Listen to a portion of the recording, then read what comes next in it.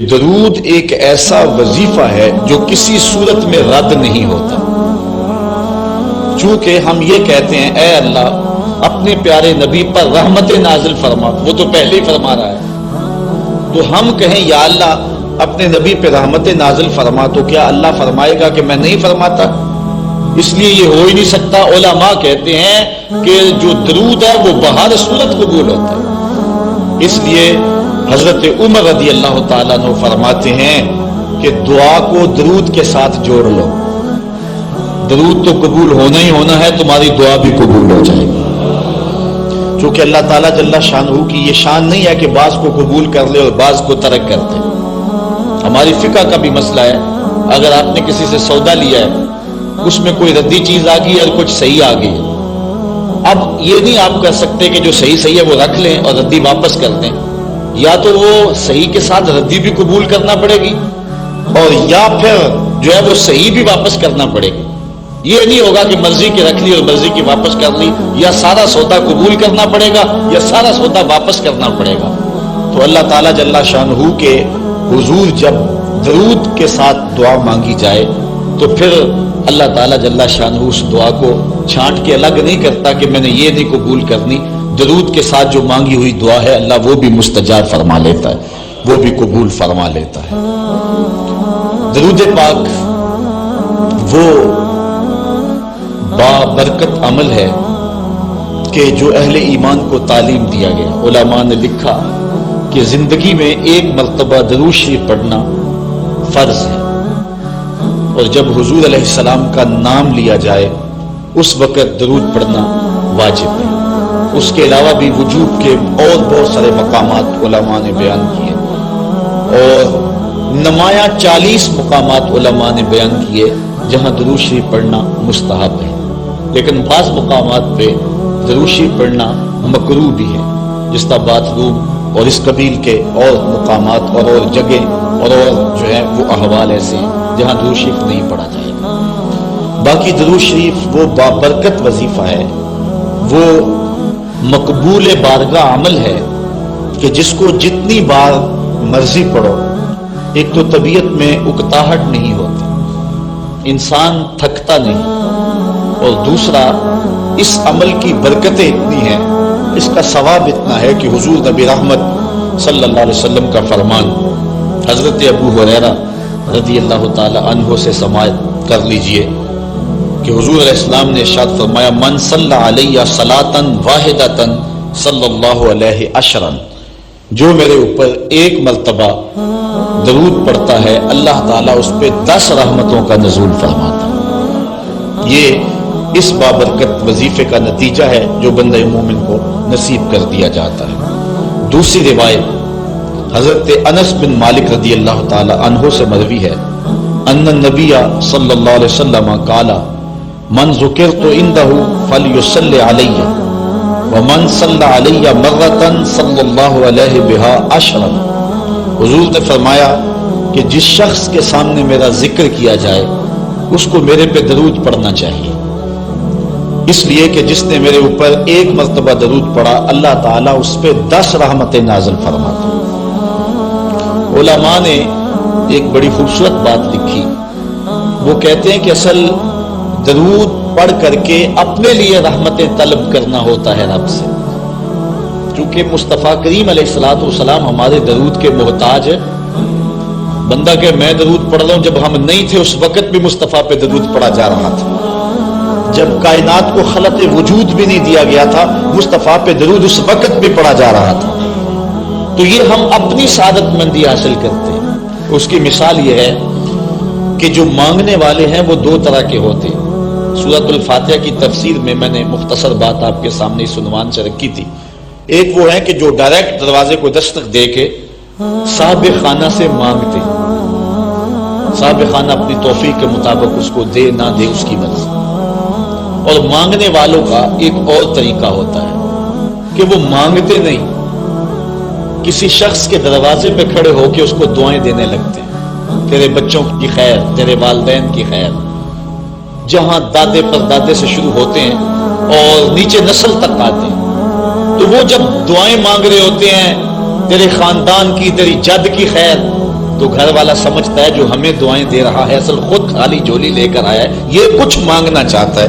تو کوئی شخص اللہ کی بارگاہ سے مانگنا چاہے، اللہ تو اولاد سے پاک ہے، تو اس کے محبوب کی خیر مانگو، اللہ تعالیٰ ایک بار خیر مانگو کہ 10 رحمتیں جھولی میں ڈال دے۔ تو یہ مانگنے کا ایک مہذب طریقہ ہے جو اہل ایمان مانگتے ہیں۔ اس لیے اگر سارے وظیفے چھوڑ کے صرف درود پڑھا جائے تو یہ کیسا عمل ہے۔ حضرت ابی بن کعب رضی اللہ تعالیٰ عنہ سے مروی روایت ابھی آ رہی ہے، آپ دیکھیں گے کہ یہ کتنا بابرکت وظیفہ ہے جس کی تعلیم حضور ارشاد فرما رہے ہیں۔ حضور علیہ السلام کا ایک اور فرمان سنیے جس کو امام طبرانی نے اپنی موجم میں روایت کیا ہے۔ حضور نے ارشاد فرمایا من صلی علیہ صلاۃ واحدۃ صلی اللہ علیہ عشرا، جو میرے اوپر ایک مرتبہ درود پڑھتا ہے رب تعالیٰ اس پر 10 رحمتیں نازل کرتا ہے۔ ومن صلی علیہ عشرا صلی اللہ علیہ مئۃ، اور جو میرے اوپر 10 مرتبہ درود پڑھتا ہے اللہ تعالیٰ اس پہ 100 رحمتیں نازل فرماتا ہے۔ ومن صلی علیہ مئۃ کتب اللہ بین عینیہ براۃ من النفاق وبراۃ من النار، اور جو شخص میرے اوپر 100 مرتبہ درود پڑھتا ہے اس کی 2 آنکھوں کے درمیان لکھ دیا جاتا ہے یہ بندہ منافق بھی نہیں ہے دوزخی بھی نہیں ہے، یہ نہ منافق ہے اور نہ دوزخی ہے، نفاق سے اور دوزخ سے بری لکھ دیا جاتا ہے۔ وَأَسْكَنَهُ اللَّهُ يَوْمَ الْقِيَامَةِ مَعَ الشُّهَدَاءِ، اور اللہ تعالیٰ جل شانہ قیامت کے دن جس مرتبے پر شہداء کو ٹھہرائے گا اسی مقام پہ درود پڑھنے والوں کو ٹھہرائے گا۔ یہ ثواب ہے اس شخص کے لیے کہ جو حضور پر کثرت کے ساتھ درود پڑھتا ہے۔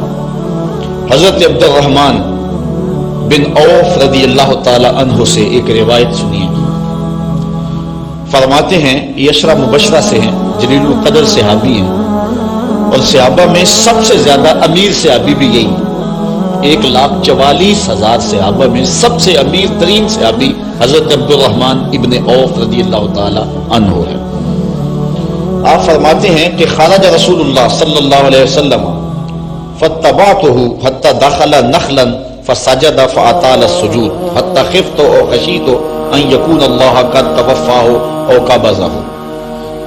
کہتے ہیں ایک دن حضور گھر سے باہر تشریف فرما ہوئے، مسجد نبوی سے نکلے تو میں بھی حضور کے پیچھے پیچھے چل پڑا، حضور علیہ الصلوۃ والسلام کے تتبع میں، حضور کی اتباع میں بھی حضور کے پیچھے چل پڑا۔ حتی داخل نخلا، یہاں تک کہ کھجوروں کے ایک باغ میں حضور تشریف فرما ہو گئے، میں بھی اس باغ میں حضور کے پیچھے چلا۔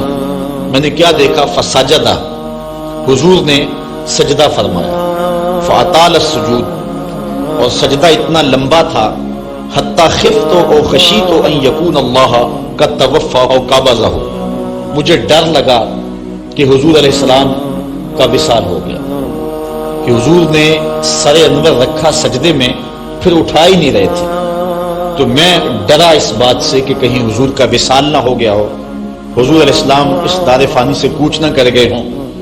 تو کہتے ہیں کہ کالا فجے تو انظر فرافع راسہ، میں دیکھ ہی رہا تھا کہ اچانک حضور نے سر انور اٹھا لیا۔ فقالا مالک یا عبد الرحمن، تو میرا رنگ اڑا ہوا تھا، میری طبیعت کے اوپر ایک عجیب کیفیت تھی۔ حضور نے سر اٹھایا اور مجھے اس حالت میں دیکھا، کہا کہ اے عبد الرحمن تجھے کیا ہو گیا؟ میں نے کہا فذکرت ذلک لہ، جو مجھے ہوا تھا میں نے وہ بتا دیا، میں تو ڈر گیا تھا، چونکہ صحابہ کی زندگی ہی تو حضور کے نام سے تھی، اور آقا کریم کی زندگی کے ساتھ اور حضور کی حیات کے ساتھ ہی تو وہ جیتے تھے بلکہ اڑتے تھے، اور صحابہ رضوان اللہ علیہ مجمعین کے لیے سب سے مشکل وقت حضور علیہ السلام کی وفات کا وقت تھا، ان سے برداشت نہیں ہوتا تھا۔ آپ نے پڑھا ہوگا سیر میں، علماء سے سنا ہوگا، حضرت عمر نے تلوار نکال لی تھی حضور کے وصال پر، کوئی کہے تو صحیح حضور کا وصال ہو گیا میں گردن کاٹ دوں گا، روتے تھے، عجیب کیفیت تھی۔ حضرت ابوبکر صدیق نے ہاتھ آگے کیا، لیکن حضرت عمر جو ہیں وہ ان کی بات بھی سننے کے لیے تیار نہیں تھے۔ حضرت بلال چیخیں مارتے تھے، عجیب حالت تھی۔ حضرت سیدہ فاطمہ کہتی تھی سبت علیہ مصائب لو انہا سبت علی الایام سرنا لیالیا، لوگوں میرے اوپر جو مصیبتیں ٹوٹ پڑی ہیں اگر وہ چٹے دنوں پہ پڑتی تو وہ بھی کالی راتیں بن جاتی۔ اتنی مصیبتیں آ گئی. حضور علیہ السلام کے وصال پر یہ صحابہ کی کیفیت. حضرت زید بن عبداللہ اپنے باپ کو پانی دے رہے تھے. حضرت امام زرقانی نے لکھا ہے ان کے بیٹے نے جا کے کہا کہ ابا جی کو بات سنی ہے. انہوں نے کہا بتاؤ بیٹے کیا ہوا ہے؟ کہا حضور کا وصال ہو گیا. تو حضرت زید نے یوں ہاتھ اٹھائے اور سنو انہوں نے کیا کہا, اللہم اذہب بصری حتی لا ارا بعد حبیبی محمد احدا. اے اللہ مجھے اندھا کر دے, مجھے نابینا کر دے. آنکھوں کے چراغ روشن اس لیے تھے کہ تیرے رسول کو دیکھتا تھا. اب حضور اگر اس دنیا سے چلے گئے تو میں نے آنکھوں کی چراغ کیا کرنے. تو اللہ تعالیٰ نے ان کی دعا قبول فرما لی اور وہ فوراً نابینا ہو گئے. کسی نے بعد میں ان کے پاس جا کے افسوس کیا کہ تمہاری آنکھوں کی بینائی جاتی نہیں ہے, بڑا افسوس ہوا ہے. وہ فرمانے لگے تمہیں ہوا ہوگا, مجھے تو کوئی نہیں ہوا, میں تو حضور کے بغیر کسی کو دیکھنا ہی نہیں چاہتا. اور اعلیٰ حضرت فرماتے ہیں کون نظروں پہ چڑھے دیکھ کے تلوا تیرا. جس نے آپ کو دیکھا پھر وہ کسی کو جو ہے وہ اور کیوں دیکھے. تو یہ صحابہ کی کیفیت تھی. بلکہ غدابہ نامی اونٹنی جس پہ حضور سواری کیا کرتے تھے, کتب میں آتا ہے, صحیح روایات ہیں, وہ حضرت فاطمہ تو زہرا کی دہلیز پر سر رکھ کے رویا کرتی تھی. اور وہ یافور نامی دراز گوش جس پہ حضور سواری کیا کرتے تھے, جس کو ہم اپنی زبان میں گدھا کہہ لیتے ہیں لیکن نسبت رسول سے ہوگی تو پھر اس کو دراز گوش کہیں گے. تو وہ قبیلہ بنو سلیم کے کنویں میں چھلانگ لگا کے مر گیا کہ جب حضور چلے گئے ہیں تو ہم نے جی کے کیا لینا. یہ کیفیت جانوروں کی تھی. اللہ اکبر. تو حضور کی جدائی کا صدمہ کون برداشت کرے. آپ نے سنا نہیں کہ اس نے حنانہ حضور کے فراق میں کیسے تڑپ تڑپ کے روتا تھا.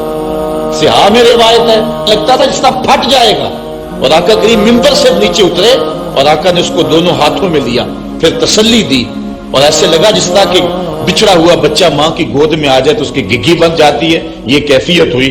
پھر حضور ممبر پہ جلوہ فراز ہوئے اور صحابہ سے مخاطب ہو کے کہا لو لم افعل ھذا لھن الی یوم القیامہ. اگر میں اپنے عاشق زار کو ممبر سے اتر کے یوں تسلی نہ دیتا تو یہ لکڑی کا ستون قیامت تک روتا ہی رہتا. اللہ اکبر. یہ ہے حضور کے پیار کی کیفیت.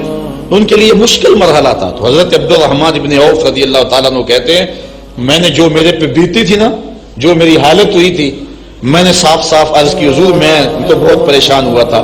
تو حضور نے فرمایا فقالا ان جبرائیل علیہ السلام قال لی, سنو کہ جبریل امین میرے پاس آئے اور انہوں نے مجھے آ کے کہا الا ابشرک ان اللہ عز وجل یقول, کہ حضور میں آپ کو بشارت نہ دوں کہ رب کیا کہتا ہے. وہ یہ کہتا ہے من صلی علیک صلیت علیہ ومن سلم علیک سلمت علیہ. ذرا دیکھیے لفظ. حضور فرماتے ہیں میں کیوں سجدے میں گیا تھا. سنو اے عبد الرحمن ابن عوف واقعہ کیا ہوا, میں اتنا لمبا سجدہ کیوں کیا. کہا میرے پاس جبریل آئے اور جبریل نے مجھے رب کا سندیشہ دیا, پیغام دیا کہ محبوب آپ کا رب کہتا ہے کہ آپ کا جو امتی آپ پہ درود پڑے گا میں رب ہو کے اس پہ درود پڑھوں گا, اور جو آپ کا امتی آپ کو سلام کہے گا میں رب ہو کے اس کو سلام کروں گا. تو حضور فرماتے ہیں فسجدت للہ شکرا, تو پھر میں سجدہ نہ کرتا, پھر میں شکر کا سجدہ نہ کرتا, اور میرا سجدہ لمبا نہ ہوتا کہ اتنا کرم ہوا کہ میرا اگر غلام مجھ پہ درود بھیجے تو رب اس پہ درود بھیجتا ہے. اللہ اکبر. یہ کرم نوازیاں اور شخص پر کہ جو حضور نبی رحمت صلی اللہ علیہ وسلم پر درود بھیجتا ہے. آئیے حضرت عبداللہ ابن مسعود رضی اللہ تعالی عنہ سے ایک روایت سنتے ہیں. کہتے ہیں کہ ان للہ ملائکۃ سیاحین یبلغون عن امتی السلام. اللہ کے کچھ فرشتے ہیں جن کی ڈیوٹی یہ ہے وہ دھرتی پر گھومتے ہیں, پوری دنیا پہ چکر لگاتے ہیں, اور کرتے کیا ہیں جہاں جہاں بھی کوئی شخص میرے اوپر سلام بھیجے تو وہ اس امتی کا سلام میرے تک پہنچاتے ہیں کہ حضور آپ کے فلاں امتی نے آپ تک جو ہے وہ سلام بھیجا. اور دوسری روایت حضرت حسن رضی اللہ تعالیٰ عنہ اپنے باپ حضرت علی المرتضیٰ سے روایت کرتے ہیں کہ حضور علیہ السلام نے ارشاد فرمایا حیث ما کنتم فصلوا علیہ فإن صلاتکم تبلغنی. فرمایا علی جہاں بھی رہو میرے اوپر سلام پڑھا کرو, تمہارا سلام مجھے پہنچتا ہے. جہاں بھی رہو میرے اوپر سلام پڑھنے کو عمل کو نہ چھوڑنا. قیامت کے دن حضور علیہ السلام کی سب سے زیادہ قربت کس شخص کو نصیب ہوگی؟ تو وہ روایت ہے حضرت عبداللہ ابن مسعود رضی اللہ تعالی عنہ سے کہ حضور نے فرمایا ان اول الناس بی یوم القیامہ اکثرہم علی صلاۃ، قیامت کے دن میرا سب سے زیادہ قریبی شخص وہ ہوگا کہ جو میرے اوپر کثرت کے ساتھ درود پڑھا کرتا ہے۔ حضرت ابی بن کعب رضی اللہ تعالیٰ عنہ کی وہی روایت جو میں نے جس کا اشارہ دیا، روایت کرتے ہیں کان رسول اللہ صلی اللہ علیہ وسلم اذا ذهب ربع اللیل قام فقال یا ایھا الناس اذکروا اللہ جاءت الراجفہ تتبع الرادفہ جاء الموت بما فیہ جاء الموت بما فیہ۔ کہتے ہیں کہ حضور علیہ الصلوۃ والسلام جب رات کا چوتھائی حصہ باقی رہ گیا تو آقا کریم علیہ السلام نے لوگوں کو بیدار کیا، لوگوں کو جگایا کہ اٹھو اللہ کا ذکر کرو، قیامت آنے والی ہے، موت آنے والی ہے۔ حضور نے صحابہ کو بیدار کیا۔ قال ابی بن کعب رضی اللہ تعالیٰ عنہ، حضرت ابی بن کعب رضی اللہ تعالیٰ عنہ فرماتے ہیں یہ جلیل القدر سے آدمی اور حضور علیہ الصلوۃ والسلام ان سے قرآن سنا کرتے تھے، بلکہ ایک دن حضور گزر رہے تھے، حضرت ابی بن کعب رضی اللہ تعالیٰ عنہ تلاوت کر رہے تھے، حضور رک کے سننے لگے۔ اگلے دن ملاقات ہوئی تو فرمایا ابی میں گزر رہا تھا، تو تلاوت کر رہا تھا اور میں سنتا رہا۔ تو حضرت ابی نے کہا حضور اگر مجھے پتہ چل جاتا نا کہ آپ سن رہے ہیں تو میں اور سوار کے پڑھتا۔ محدثین شارحین لکھتے ہیں کسی کے دکھلاوے کے لیے قرآن سوار کے پڑھنا ریاکاری ہے، لیکن اگر حضور کے دکھلاوے کے لیے پڑھا جائے یہ ریاکاری نہیں ہے، یہ عین دین ہے۔ تو حضرت ابی بن کعب رضی اللہ تعالی عنہ کہتے ہیں کہ میں نے حضور کی خدمت میں عرض کی فقلت، تو میں نے عرض کی یا رسول اللہ صلی اللہ علیہ وسلم میں آپ پر بہت زیادہ درود شریف پڑھتا ہوں، فکم اجعل لک من صلاتی، تو مجھے بتا دیں کہ میں آپ پہ کتنا وقت درود پڑھا کروں۔ قال ما شئت، کہا جتنا تو پڑھ سکتا ہے، جتنا تیرے پاس وقت ہے، جتنی تیری مرضی ہے، میں کوئی مقرر نہیں کرتا۔ قال قلت، تو میں نے کہا الربع، میں چوتھا حصہ درود پڑھا کروں گا، باقی 3 حصے باقی وظیفے کر لیا کروں گا۔ قال ما شئت، حضور نے فرمایا تیری مرضی، وَإِن زِدْتَ فَهُوَ خَيْرٌ لَكَ، لیکن اگر درود زیادہ پڑھے نا تو تیرے لیے ہوگا بہتر۔ ویسے تو اگر چوتھا حصہ پڑھے باقی 3 حصے باقی وظیفے پڑھ لے، لیکن اگر ایسا کرے تو تیرے لیے بہتر ہوگا، زیادہ اگر پڑھ لے۔ قال کہتے ہیں فقلت، تو میں نے کہا فثلثین، میں 2/3 پڑھ لیا کروں گا۔ قال ما شئت، فرمایا جس طرح تیری مرضی، فَإِن زِدْتَ فَهُوَ خَيْرٌ لَكَ، لیکن اگر تو درود کو زیادہ کر لے تو یہ تیرے لیے بہتر ہوگا۔ قلت النصف، میں نے عرض کی حضور میں آدھا وقت درود پڑھ لیا کروں گا، باقی آدھا وقت دیگر وظائف پڑھ لیا کروں گا۔ قلت، جب میں نے یہ بات کہی تو حضور نے فرمایا ما شئت، جو تیری مرضی، جو تیرے دل میں آئے، وَإِن زِدْتَ فَهُوَ خَيْرٌ لَكَ، لیکن اگر تو درود کو اور زیادہ کر دے تو تیرے لیے ہے بہتر۔ کہتے ہیں کہ میں نے عرض کی اجعل لک صلاتی کلھا، حضور پھر میں سارا وقت درود ہی پڑھ لیا کروں گا، میں سارا وقت درود ہی پڑھ لیا کروں گا۔ تو آقا کریم نے فرمایا پھر تجھے دنیا کی تکلیفیں بھی نہیں پہنچیں گی اور آخرت میں بھی تجھے نجات مل جائے گی، کیونکہ انسان وظیفہ 2 مقاصد کے لیے کرتا ہے، میری دنیا کے معاملات ٹھیک ہو جائیں، کچھ وظائف اس لیے پڑھتا ہے، یا پھر میری آخرت ٹھیک ہو جائے اس لیے وظائف پڑھتا ہے۔ 2 ہی غرضیں ہوتی ہیں وظائف پڑھنے سے، لیکن حضور نے فرمایا اگر تو سارا وقت درود پڑھتا رہے تو پھر تیری دنیا بھی ٹھیک ہو جائے گی، تیری آخرت بھی ٹھیک ہو جائے گی، تیرے سارے معاملے ٹھیک ہو جائیں گے۔ اللہ اکبر۔ اور حضور علیہ السلام کا یہ ایک اور فرمان سنیے جس کو حضرت انس رضی اللہ تعالیٰ عنہ روایت کرتے ہیں، حضور علیہ السلام نے ارشاد فرمایا من صلی علیہ فی یوم 1000 مرہ لم یمت حتی یری مقعدہ من الجنہ، جو ایک دن میں 1000 مرتبہ میرے اوپر درود پڑے وہ اتنی دیر تک مرے گا نہیں جب تک جنت میں اپنا ٹھکانہ نہیں دیکھ لیتا۔ یہ اللہ تعالیٰ اس کو خاص نور نصیب فرمائے گا۔ اور آئیے سنیے حضور علیہ السلام کیا ارشاد فرما رہے ہیں۔ حضرت ابو درداء رضی اللہ تعالی عنہ سے روایت ہے، امام ابن ماجہ نے اپنی سند سے اس کو روایت کیا۔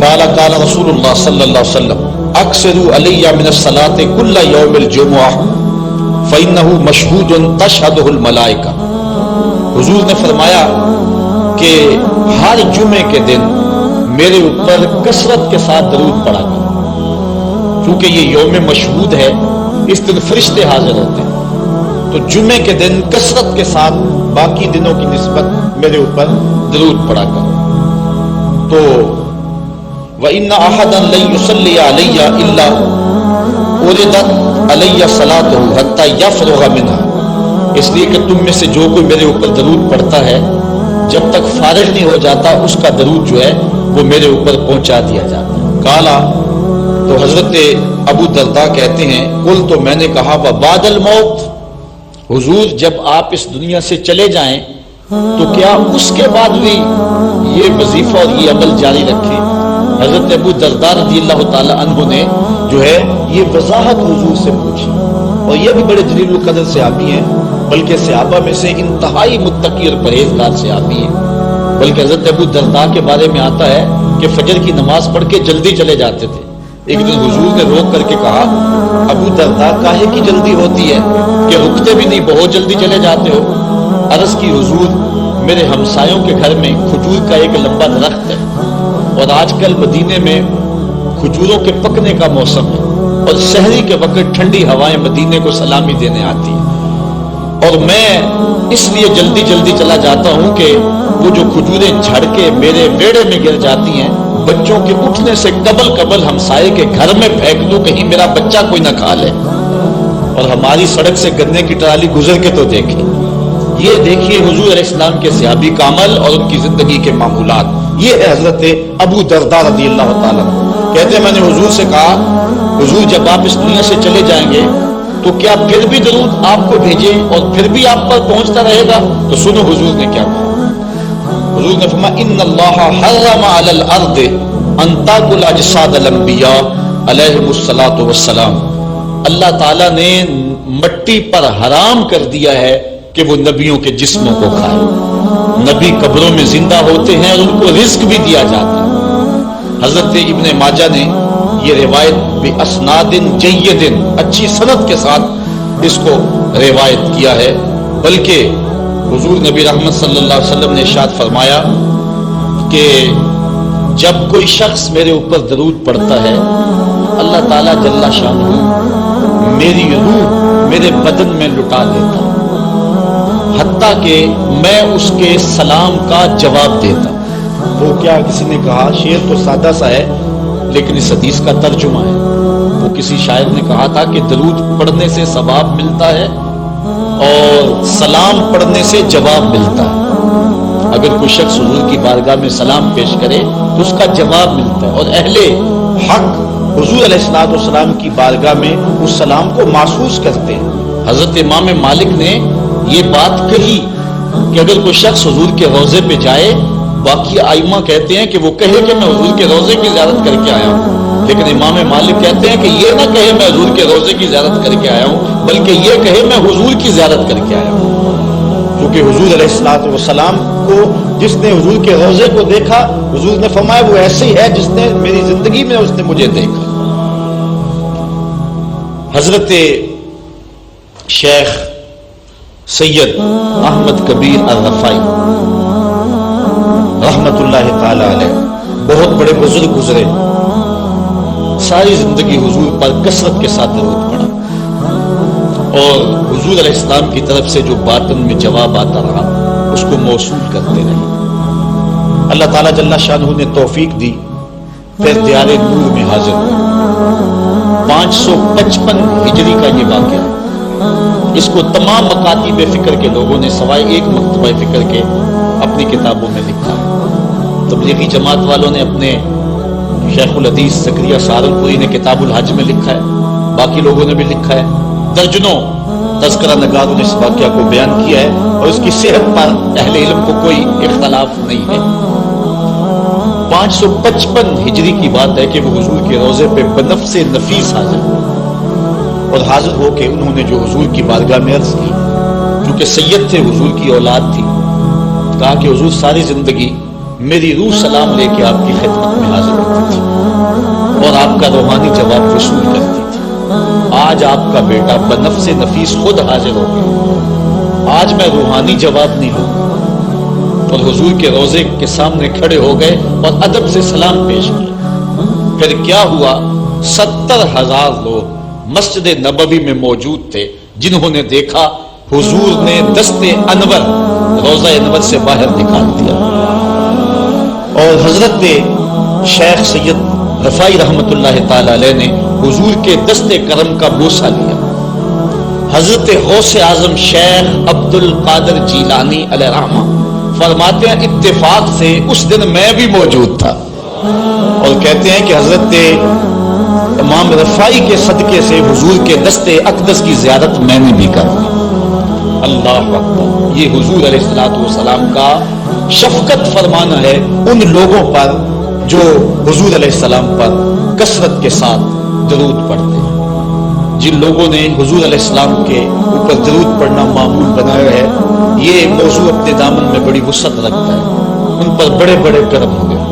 آج کا جو عنوان ہے صلو علیہ وآلہ، یہ شیخ سعدی کی مارکۃ الآراء ایک ربائی کا آخری مصرع ہے، اور متواتر صدری روایات کے مطابق حضرت شیخ سعدی شیرازی جو کہ بہت بڑے شاعر تھے اور قادر الکلام شاعر تھے، آج صدیاں گزرنے کے بعد بھی آپ کی گلستہ اور بوستہ اور کریمہ آج بھی اسی طرح مقبول ہے جس طرح صدیوں قبل تھی، ورنہ کسی زمانے میں فردوسی کا شاہ نامہ پڑھا جاتا تھا، لیکن آج دنیا کو اور نئی نسل کو فردوسی کے شاہ نامے کا پتہ بھی نہیں ہے۔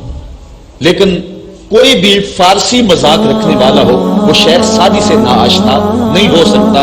ان کو جو مقبولیت تامہ ملی ہے، ایسے قادر الکلام شاعر کہ جس عنوان پر بھی آتے حد کرتے چلے جاتے۔ حضرت شیخ سعدی شیرازی اگر حضور کی مدح میں قلم اٹھاتے ہیں تو ان کا اسلوب بڑا خوبصورت ہے۔ کریم السجایا جمیل الشیم نبی البرایا شفیع الامم، زباں تا بود در دہاں جائے گی ثنائے محمد بود دل قضیم، حبیب خدا اشرف انبیاء۔ اگر لکھتے ہیں تو حد کرتے چلے جاتے ہیں۔ اب انہوں نے حضور کا قصیدہ لکھنا شروع کیا، اور کیا لکھتے ہیں، بالغ العلا بکمالی۔ اس کا معنی ہے کہ آپ اپنے کمال کی وجہ سے بلندیوں تک پہنچے، کشفت دجا بجمالہ، اور آپ کے چراغ حسن نے اندھیروں کو دور کر دی، حسنت جمیع خصالہ، اور آپ کی ساری خوبیاں با کمال ہیں۔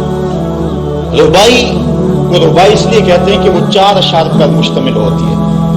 اب 3 اشعار کے اندر بھی جو ہے وہ مضمون تھا وہ مکمل ہو گیا، اور انسان جب مضمون کو مکمل کر لے تو اس وقت پھر نیا جملہ لانا اس کے لیے مسئلہ بن جاتا ہے کہ آگے لکھے تو کیا لکھے، مضمون تو مکمل ہو گیا۔ اب یہاں کیا تھا، بالغ العلا بکمالہ کشفت دجا بجمالہ حسنت جمیع۔ اگر اس کا معنی ذہن میں ملحوظ رکھیں تو آگے جو چوتھا جملہ ہے اس پہ آپ کو لطف آئے گا۔ بالغ العلا بکمالہ، وہ اپنے کمال سے، اپنی طاقت پرواز سے، اپنی قوتوں سے، اللہ کی دی ہوئی عطا سے وہاں تک پہنچے جہاں تصور بھی نہیں پہنچ سکتا۔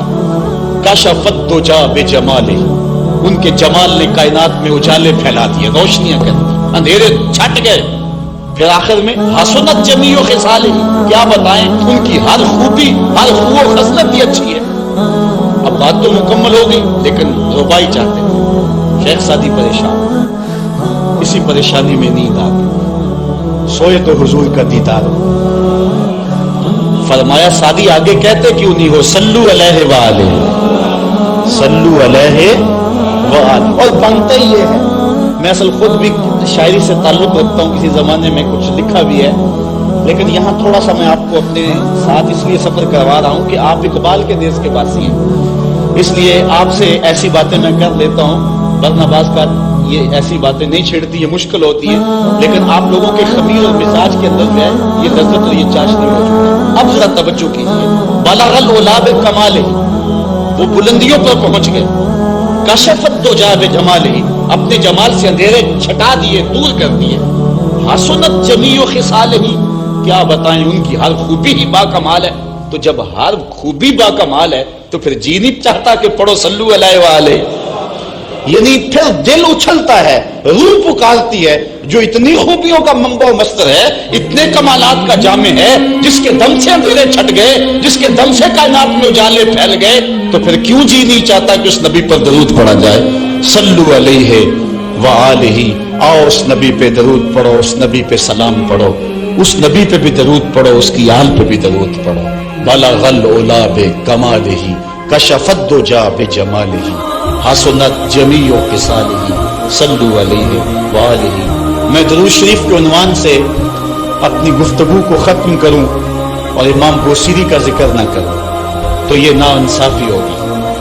हजरत इमाम बोसीरी फालिज ज़दा है, सारी जिंदगी बादशाहों के कसीदे लिखे, सारी जिंदगी बादशाहों की कहानियां बयान की हैं, उनसे एजाजात पाए हैं, तकरीमात पाई हैं, लेकिन उम्र का आखिरी हिस्सा आया, जिस्म फालिज ज़दा हो गया, सारे छोड़ गए। तन्हाई, बीमारी और गुर्बत, ये तीन चीजें अगर इकट्ठी हो जाएं तो इनको काटना बड़ी क़यामत होती है। तन्हाई, गुर्बत और बीमारी, ये तीनों इकट्ठी आ गई हजरत इमाम बोसीरी पे। सेहतमंद के सारे घाव होते हैं, बीमार पड़ गए तो कोई पूछता ही नहीं। एक दिन ख्याल आया, सारी जिंदगी शहनशाहों के कसीदे लिखे, आज उसका कसीदा ना लिखूं जो कायनात का दूल्हा है। अल्लाह अकबर, कलम पकड़ा, फिर हुजूर का कसीदा लिखा। ये कसीदा बुर्दा शरीफ मुकम्मल किया। रात हुई, हजरत इमाम बुसीरी सोए, आका करीम अलैहिस्सलाम तशरीफ लाए और ये बात ज़हन में रखें, हुजूर ने इरशाद फरमाया, मन रआनी फिल मनाम फकद रआनी फ़इन्न शैताना ला यतमस्सलु बी। ये इब्ने माजा में 6 तुरक से रिवायत मरवी है। वैसे बुखारी दीगर किताबों में भी है, लेकिन इब्ने माजा हुजम के एतबार से छोटी किताब है, उसमें भी 6 मरतबा ये रिवायत है, बाकियों में तो बहुत मरतबा ये रिवायत आई है।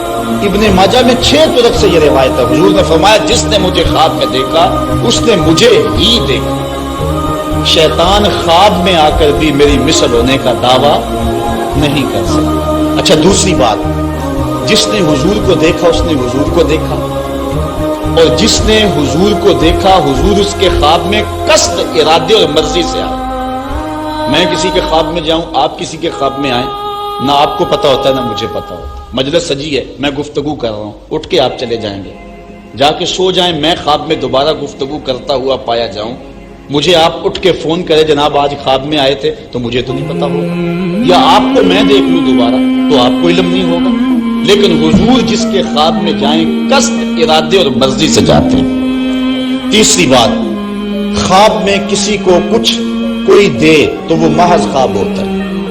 लॉटरी निकल आई, करोड़पति बन गया, सुबह उठेंगे तो करोड़पति होंगे या कंगाल होंगे। वो क्या, किसी ने कहा था 100 बार मेरे हाथों में तेरा दामन आया, जब आंख खुली तो अपना ही गिरे बात। कुछ नहीं होता, ख्वाब ख्वाब होता है। लेकिन हुजूर को अगर कोई ख्वाब में देखे और हुजूर कुछ अनायत करे तो वो महज ख्वाब नहीं होता। हजरत शाह वलीउल्लाह मुहद्दिस देहलवी फरमाते हैं, मेरे वालिद शाह अब्दुल रहीम ने ख्वाब में उन्होंने हुजूर को देखा तो आका करीम अलैहिस्सलाम ने अपने 2 मुए मुबारक उनको अता किए। कहते हैं जब उठे तो देखा कि मुए मुबारक नहीं थे, तो फिर उनकी कैफियत वही हो गई और फिर हुजूर ख्वाब में मिले। फरमाया कि हमने तेरे सराहने के नीचे रख दिए। तो कहते हैं कि वो 2 बाल हजरत शाह वलीउल्लाह मुहद्दिस देहलवी फरमाते हैं, उनकी अलामत यह थी कि वो संदूक में हम रखते थे, जब उसको धूप में लेकर निकलते बदली साया किया करती थी।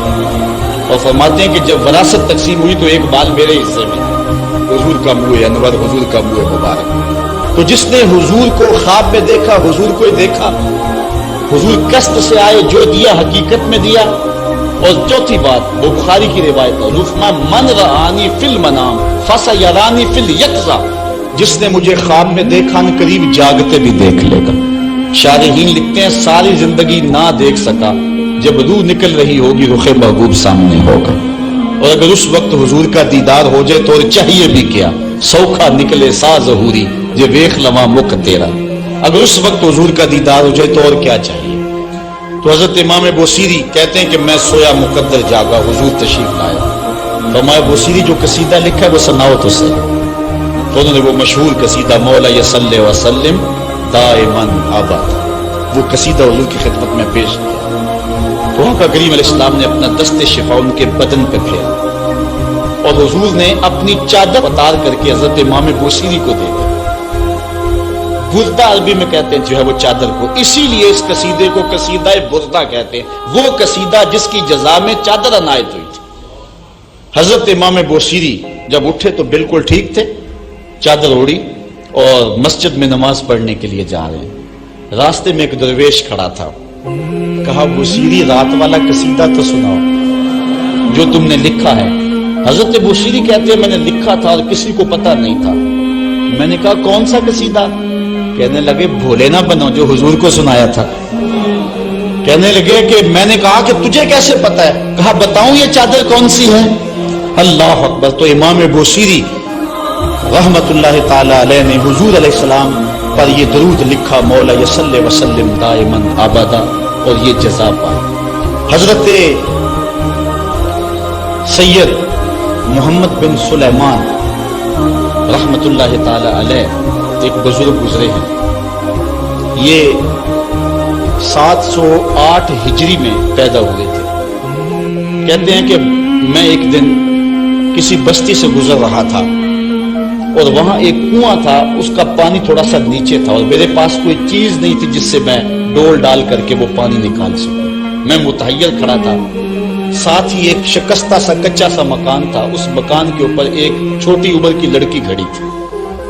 مجھے کہنے لگی کہ آپ پریشان ہیں؟ میں نے کہا ہاں بیٹے، مجھے پریشانی یہ ہے کہ میں نے وضو کرنا اور نماز پڑھنی ہے اور وقت جا رہا ہے اور یہ پانی بہت نیچے ہے، اگر تم کچھ میری مدد کر سکتی ہو تو ضرور کرو۔ وہ چھت سے نیچے آئی اور اس نے آ کے اپنا لعاب اس کنویں میں پھینکا۔ حضرت شیخ سید محمد بن سلیمان فرماتے ہیں کہ میں نے دیکھا کہ یکا یک کنویں کا پانی اچھل کے کناروں تک آ گیا اور بہنے لگا۔ میں نے جلدی سے وضو کیا اور پھر میں نے اس لڑکی کو کہا میں تجھے اللہ کا واسطہ دیتا ہوں، تو مجھے بتا کہ تیرے پاس ہے کیا کہ تیرے لب کے ڈالنے سے یہ پانی اچھل کے اوپر آ گیا۔ تو اس لڑکی نے مجھے کہا کہ یہ جو مرتبہ مجھے ملا ہے بکثرت الصلاۃ علی من کان اذا مشى فی البر تعلقت الوحوش باذیالہ، یہ مرتبہ میں اس پر درود پڑھ کے حاصل کیا ہے جب وہ جنگل سے گزرتے تھے تو جو جانور تھے قدموں سے لپٹ جاتے تھے، میں ان پر درود پڑھنے کی برکت سے جو ہے وہ یہ مرتبہ حاصل کیا ہے۔ حضرت سید محمد بن سلیمان کہتے ہیں کہ پھر میں نے ارادہ کر لیا کہ میں ساری زندگی حضور علیہ السلام پر درود پڑھتے ہوئے اور درود لکھتے ہوئے گزاروں گا۔ پھر انہوں نے مشہور زمانہ کتاب جس کو اہل علم اور اہل تصوف دلائل الخیرات کے نام سے جانا، جس کی متعدد شروحات میں لکھی گئی، وہ کتاب انہوں نے تصنیف کی۔ اور اس کتاب کی خصوصیت یہ ہے کہ جو شخص اس کتاب کو باقاعدگی کے ساتھ پڑھے اس کو حضور کا دیدار نصیب ہوتا ہے۔ اور اس کتاب کو پڑھنے والے، میں نے ایک روایت میں پڑھا ہے کہ جو شخص حضور علیہ السلام پر کثرت سے درود پڑھے، اللہ تعالیٰ اس درود کی برکت سے اسے تو نوازتا ہے، اس کی اولاد کو اور اس کی اولاد کی اولاد کو، یعنی اس کی نسلوں کو بھی ثواب دیتا ہے۔ تو حضرت سید محمد بن سلیمان نے یہ کتاب لکھ کر کے درود کی زمانے پر احسان کیا، اور آج تک بالخصوص علماء روم کا عمل اس کے اوپر جو ہے وہ کثرت کے ساتھ ہے۔ لیکن یہاں بھی جو ہے وہ ہمارے بر صغیر پاک و ہند میں بھی دلائل الخیرات پر لوگوں کے بہت زیادہ عمل ہے۔ میرے والد گرامی اللہ ان کی قبر پہ کروڑوں رحمت نازل فرمائے، انہوں نے 37 سال تک بلا ناغہ دلائل الخیرات کا وظیفہ کیا، اور یہ جو کچھ بھی ہے وہ کیا کسی نے کہا تھا میں جو کچھ بھی ہوں ان کی توجہ کا روح ہوں، میری زندگی تیرے پیار کا انعام بھی تو ہے۔ تو یہ سارا فیضان یہ درود شریف کا فیضان ہے جو دروس قرآن کی صورت میں آپ دیکھ رہے ہیں۔